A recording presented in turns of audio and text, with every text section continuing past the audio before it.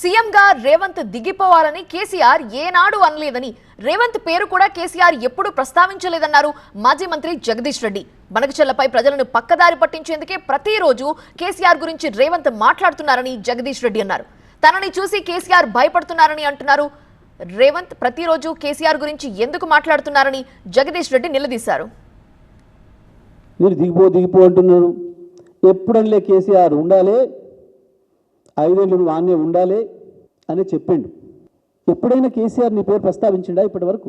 ఒక ఆయన బట్టలు ఉతుకుంటాయని తెచ్చి ఎమ్మెల్యేని చేసిన, ఒక ఆయన చేపలు పట్టుకుంటాయని తీసుకొచ్చి మంత్రిని చేసిన. ఇది నీ అహంకారం, నీ ఫ్యూడల్ స్వభావం, మనిషిని కులంతో చూసి ఒక గలీజ్ లక్షణం నీకు ఉంది అనేది బయట పెట్టుకున్నావు.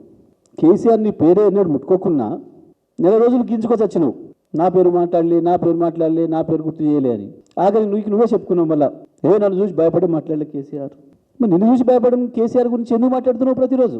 ఇవన్నీ దేని కొరకు? అసలు విషయం నుంచి ప్రజలు పక్కదారి పట్టించడం కొరకు.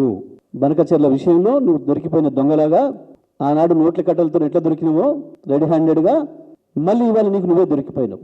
ఇవాళ నిన్ను పట్టుకుంది నోట్ల కట్టలతో తెలంగాణ పోలీసులు, ఇవాళ నిన్ను బయట పెట్టింది నీ ఆంధ్ర మిత్రులు. మీరు దిగిపో అంటున్నారు.